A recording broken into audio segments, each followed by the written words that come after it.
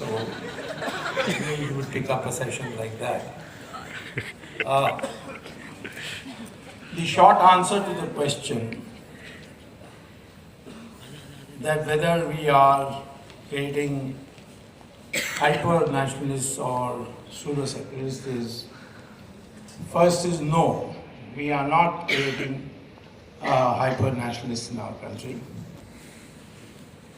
At least the education system does not do that. And yes, we are creating pseudo-secularists. So in that sense, I would say that the education system is biased against people who have nationalistic views. And whether it's hyper or not, will depend on the dividing line between nationalism and hyper-nationalism. Now, who is a hyper-nationalist? It is someone who says, my country, right or wrong. There is no discrimination at all. He is committed to his country, right or wrong. And nationalists would certainly not be that.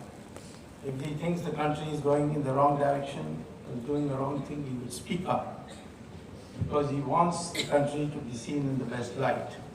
And therefore, there is that distinction between a hyper-nationalist, who's an unthinking nationalist, and a nationalist who has a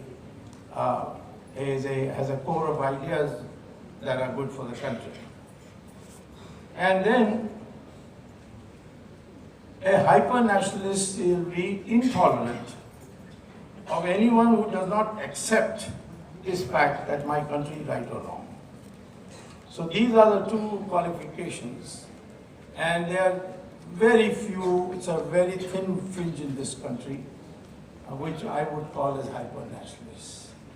And they have made a number of mistakes which have cost the nation very dearly. For example, Nathuram Godse was a hyper-nationalist, and he thought for the Hindu cause he would assassinate Mahatma Gandhi. But in the process of doing that, he empowered the most anti-Hindu Indian politician, namely Jawaharlal Nehru. Jawaharlal Nehru has never been that kind of power had Mahatma Gandhi lived on. Mahatma Gandhi had great plans on what to do with the Congress party, including winding it up and breaking it into two. Many other ideas he had, which is recorded in his private secretary's book called The Last Will and Testament of Mahatma Gandhi. Now, in the question today of pseudo-secularists,